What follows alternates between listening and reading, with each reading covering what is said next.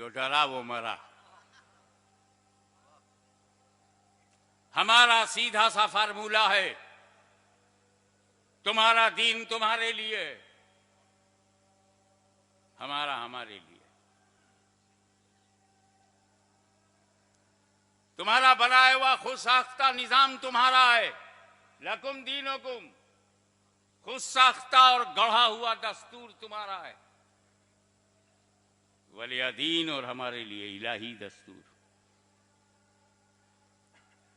एक बात कान खोल करके सुन लो, जो चीज जहां बनती है वहीं बदली जाती है।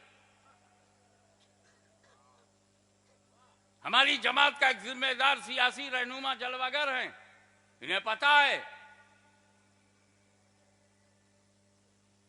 कि पार्लियामेंट कानून बनाती है तो पार्लियामेंट ही को बदलने का हक है, वकीलों को नहीं।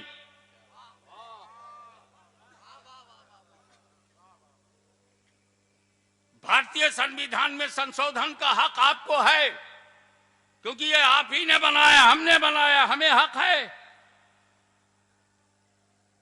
लेकिन कुरान और हदीस से बनी हुई शरीयत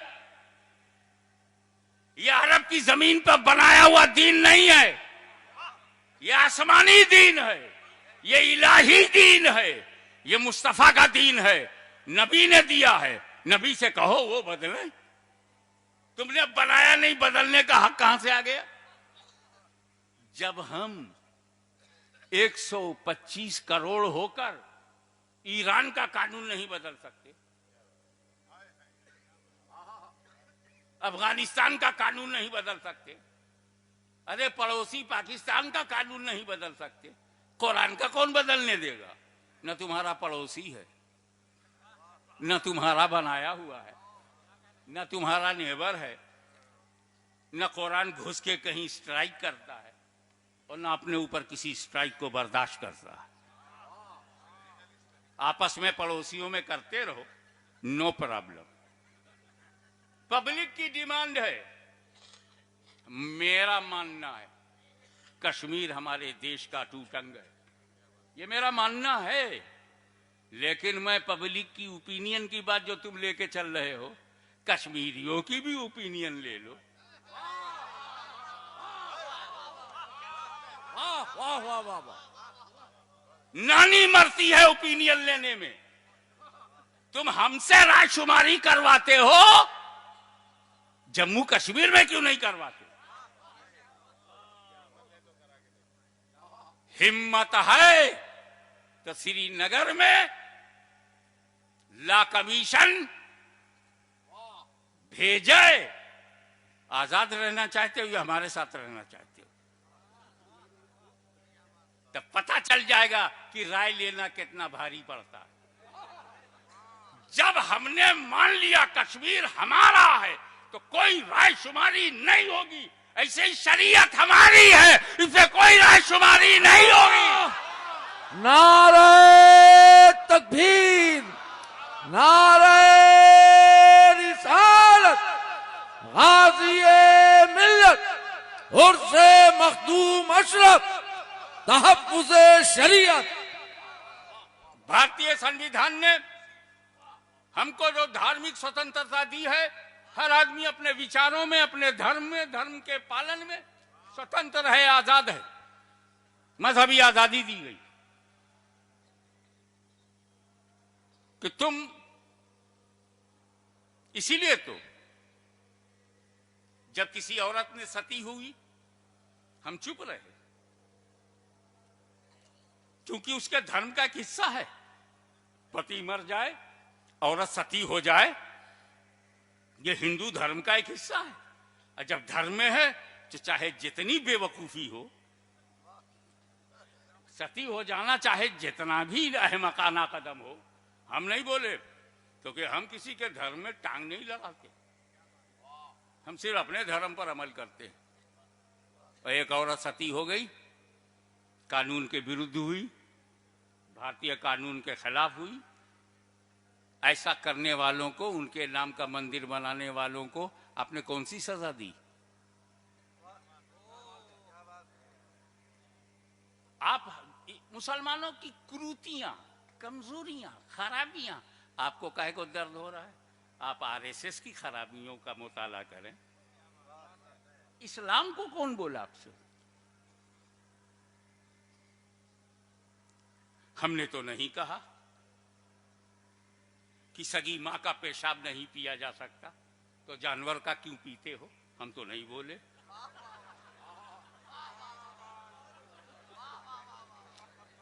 जिस मां के पेट से हमने जन्म लिया उसका मूत्र तो हम पीते नहीं। 2 टांग वाली अम्मा का हम पीते नहीं, और 4 टांग वाली अम्मा का हम क्यों पिए? तुम पीते हो, हम कुछ बोले नहीं।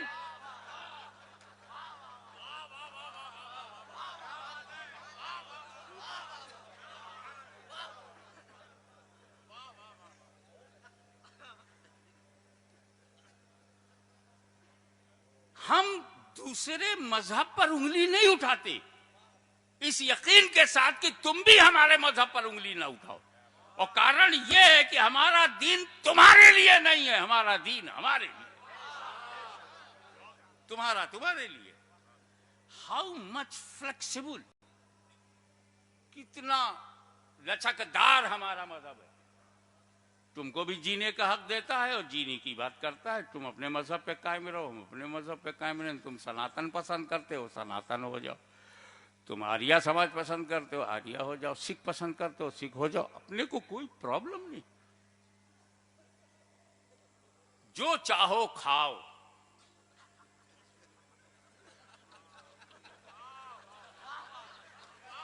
हमने तो कभी नहीं कहा कि इस्लाम में सूअर बहुत गंदा जानवर है, हम बर्दाश्त नहीं करेंगे कि इसको मार्केट में बेचा जाए। तुम बेचते हो, पालते हो, खाते हो, हम तो चुप हैं। हम कुछ खाते हैं तो तहकीक करते हो, होटल में घुसकर बोटियां चुनते हो। हमारी रोटी बोटी चेक की जाती है, इतना बड़ा सूअर हजम हो जाता है, कोई तहकीक नहीं होती। हम जानते हैं सूअर हमारे धर्म में गंदा है, गंदा है, कोई खाए खाए, हम टांग नहीं लड़ाते। कोर्ट के अंदर गवाह जिंदा होना चाहिए, मुर्दों की गवाही नहीं है, बेजान की गवाही नहीं होती। इसीलिए पेड़ पौधे गवाह नहीं बनते। पानी है, हवा है, आग है, कोर्ट में आदमी चाहिए, जिंदा हो, मौजूद हो, आंख से देखा हो और बोल सकता हो या लिख सकता हो। पूरी दुनिया का सिस्टम है कि गवाह का जिंदा होना जरूरी है, तब कोर्ट फैसला सुनाएगी। लेकिन तुम अपना विवाह 7 फेरा अग्नि को साक्षी बना के करते हो। क्या आग साक्षी बनेगी? क्या आग गवाही देगी? फिर भी हमने कभी नहीं कहा कि इसको बदल दो और सच्चे गवाहों को लाया करो। तुम्हारी आस्था से जुड़ा हुआ जो मसला है वो हमने तुम पे छोड़ा, तो हमारी आस्था से जुड़ा हुआ जो मसला है वो हम पे छोड़ो। वरना दुनिया में मुसलमान जीने के लिए नहीं है। शरीयत में हाथ डालोगे तो मरेगा हिंद में, पहुंचेगा मदीने में।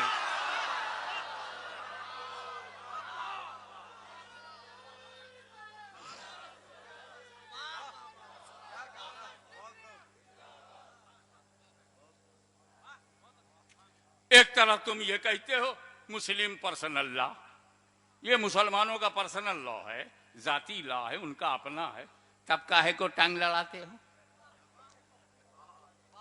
इसी मुल्क में हिंदू पर्सनल लॉ है, उस पर क्यों नहीं बहस करते? लॉ कमीशन से क्यों नहीं उनके बारे में बातें जाती?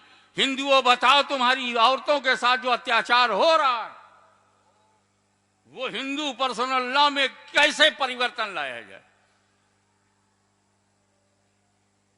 सब खैरियत है। रही बात औरतों की, तो मोदी सरकार कान खोल करके सुन ले, ये सुन्नी मुसलमान फितना फैलाने वाले मर्दों के आगे नहीं झुका। वो मर्द चाहे नजद का हो, चाहे सहारनपुर का हो, चाहे देवबंद का हो, चाहे नदवे का हो। अरे जब हम मर्दों से पंगा ले लेते हैं तो औरतें किस खेत की मूली है।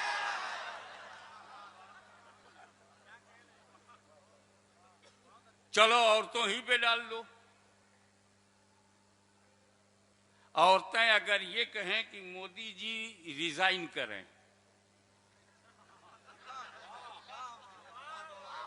तो क्या औरतों की राय मान ली जाएगी?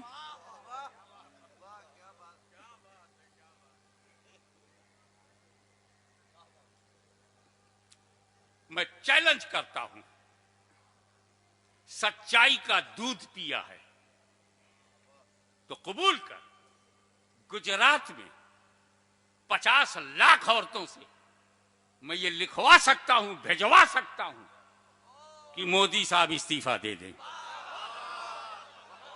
तुम कुर्सी नहीं छोड़ सकते तो हम भी शरीयत नहीं छोड़ सकते। उन औरतों को किस चीज से तकलीफ है? 3 तलाक से तकलीफ है या तिलाक से तकलीफ है? क्या 3 को 5 कर दिया जाए तो खुश हो जाएंगी? 24 कर दूं? प्रॉब्लम गिनती से नहीं है, समस्या गिनती से नहीं। 1 तिलाक, 2 तिलाक, 3 तिलाक, समस्या तिलाक से। तो हिम्मत हो तो पार्लियामेंट में प्रस्ताव लाओ कि भारत की धरती पर कोई किसी को अपनी बीवी को तिलाक नहीं दे सकता। जिस बीवी से कोई मतलब नहीं उसको तो तिलाक दे नहीं पाए।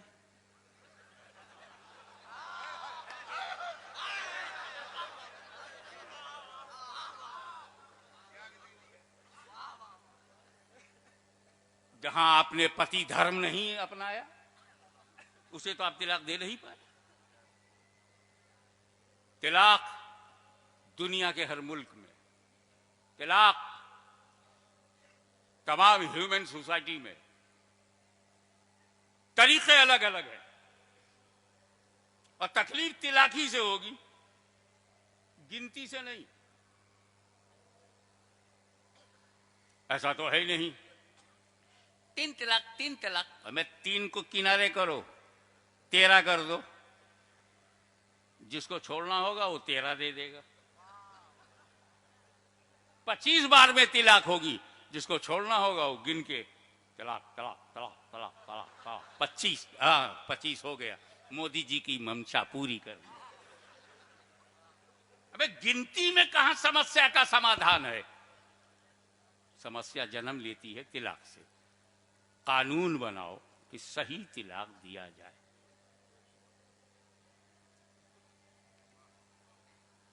अब आप कहते हैं देखिए हर मर्द को एक रिवॉल्वर है उसके हाथ में, उसमें 3 गोलियां हैं।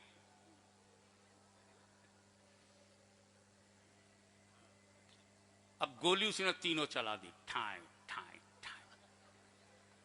वो कब्रिस्तान जाएगा कि नहीं?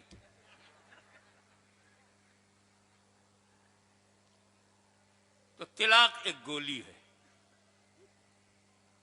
दूसरी गोली भी है, तीसरी है, फिनिश, पोस्टमार्टम के लायक नहीं। गोली चल गई। आजकल तिलाक लोग गुस्से में देते हैं, इसलिए उसकी वैल्यू नहीं होना। बैगा कब प्यार और मोहब्बत से तिलाक दिया जाता है कि शौहर ने बड़ी मोहब्बत से बीवी को तिलाक दिया। गुस्से में दिया हुआ तिलाक है, गुस्से में। अच्छा तो यही कानून बना दो, जो हरकत गुस्से में की जाएगी उसकी कोई सजा नहीं।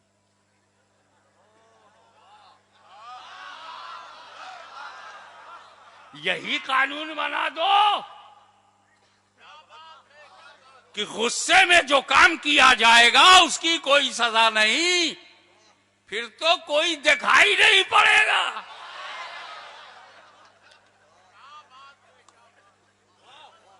जब हमको पुलिस पकड़ेगी तुमने 5 आदमियों को मार दिया, हाँ क्यों मारा? गुस्से में मारा।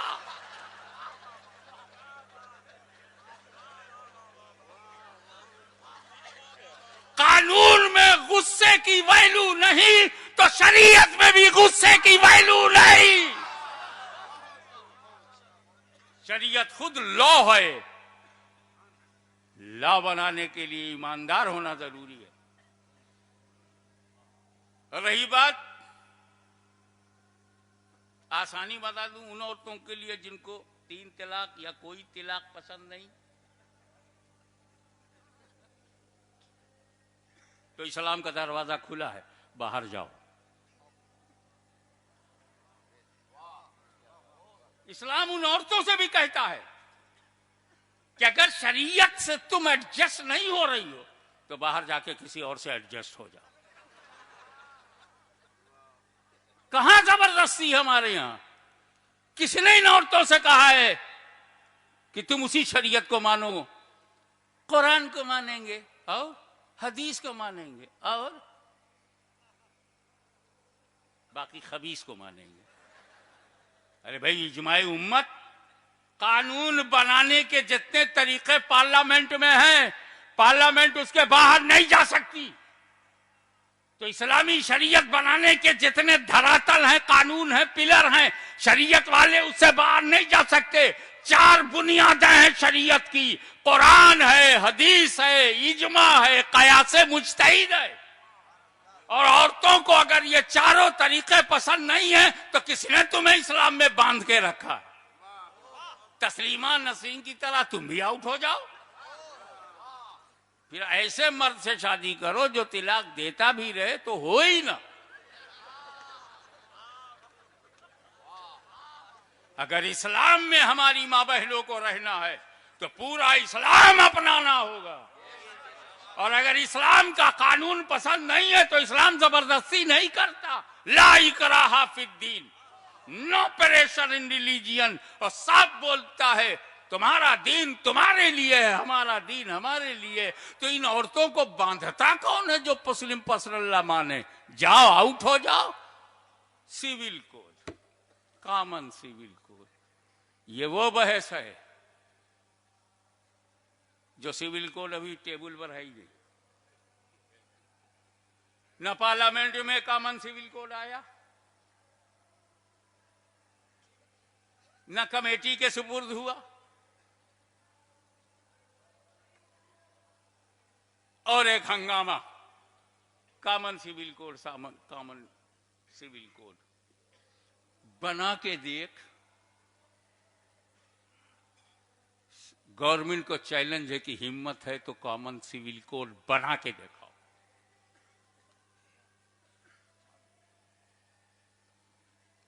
करोड़ों हिंदू तुम्हारे खिलाफ खड़े हो जाएंगे, वो भी अपना धर्म छोड़ने को तैयार नहीं। करोड़ों सिख, ईसाई, मुस्लिम कैसे बना पाओगे? और आखिरी बात, चलते चलते तुमने तो वादा किया था मैनिफेस्टो में, गरीबी घटाओगे, महंगाई मिटाओगे, करोड़ों नौकरियां दिलवाओगे, राम मंदिर बनाओगे, और पब्लिक से बड़े खुल के कहा था 56 इंच का सीना दिखा के अच्छे दिन आएंगे। बाहर में बैंकों में, मुल्कों में जो काला धन है उसको हम वापस लाएंगे।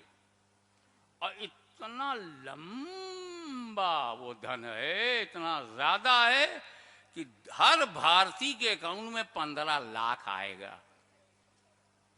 इलेक्शन में कहा कुछ, वादा कुछ। अबे पर्सनल लॉ के बारे में तो तू बोला ही नहीं था। कॉमन सिविल कोड का जिक्र ही नहीं है पूरी तकरीर में। सबका साथ सबका विकास, सबका साथ सबका विकास, और मुसलमानों को लड़ा रहे हो ये सबका साथ। तो जो वादे उसने किए चूंकि वो पूरे नहीं करने हैं, तो आपकी तवज्जो को हटाने के लिए मुस्लिम पर्सनल लॉ का शोषा छोड़ा गया। तो उन बेवकूफों से कह दो हम मुद्दे से भटकने वाले नहीं हैं, तुम्हारा हिसाब बुलेट पर नहीं होगा, बैलेट पे होगा। तुम क्या समझते हो हम झांसे में आ जाएंगे? Divide and rule. अल्लाह का लाख लाख शुक्र है कि हमारे सरों पर चिश्तियत का साहिबान है, हमारा सरपरस्त ख्वाजा ख्वाजगान है, हम पर अल्लाह मेहरबान है। तभी तो गवर्नमेंट परेशान है।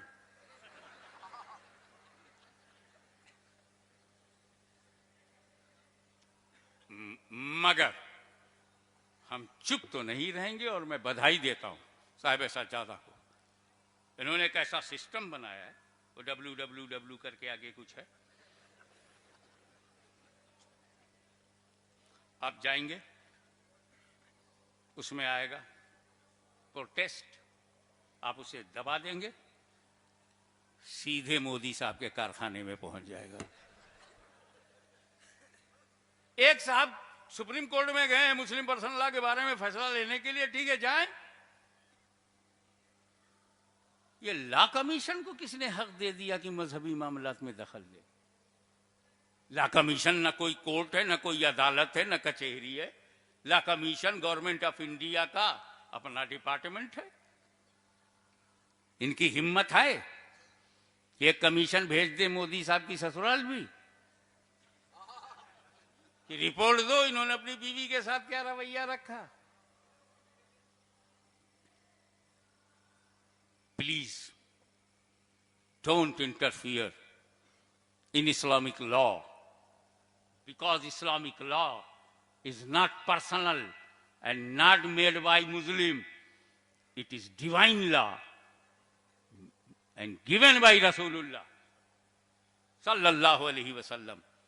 अल्लाह का कानून है, अल्लाह के रसूल ने दिया है, सहाबा अहले बैत ने फैलाया है, मुज्तहिदीन ने बचाया है, सिलसिले चिश्त अहले बहिश्त ने आपको बताया। तो आइए कदम से कदम मिलाकर साहिब सज्जादा की इस तहरीक में आप शामिल हों।